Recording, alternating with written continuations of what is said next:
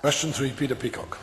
Thank you, Presiding Officer. To ask the Scottish Executive what progress has been made since May 2007 on dualling the A9 north of the Drogheda Pass. Stuart Stevenson. We announced our plans to upgrade the A9 to Inverness in December 2008. We are currently well advanced in our preparations for extending the dual carriageway at Crubin Moor. Peter Peacock.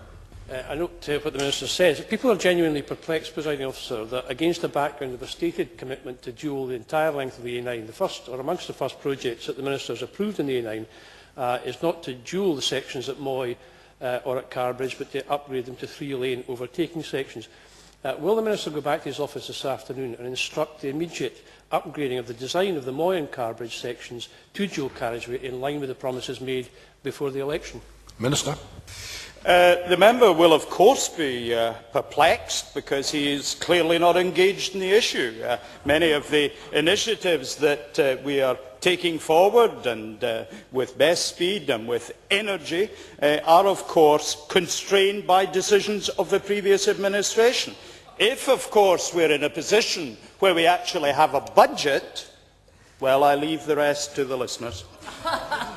Murdo Fraser. Thank you, Presiding Officer. Can the Minister explain why are we spending money now on 2+1 lanes at Moy and Carbridge, which will have to be superseded, dug up and tarmacked over again when we go to dual carriageway? Surely if the government is serious about dual carriageway in these sections and is not just going through the motions, surely if it's serious, these 2+1 lanes are an extravagance and that money should be used for dualling these sections now. Minister. The key interventions we are making at the moment are driven by safety.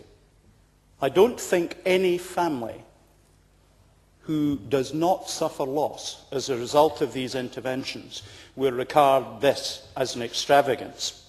The intervention, which we are fully committed to dual the A9, is an economic intervention, which we will come to as the funds are available. But we want to get the maximum bang for our safety buck in the meantime. There is clear evidence that when we put W2+1s in, 3 lanes at appropriate places, there are significant safety benefits. And I'm utterly determined to reduce the number of deaths and serious injuries on our roads, utterly determined that families do not suffer the grief, the loss, that there are from too many accidents on our roads.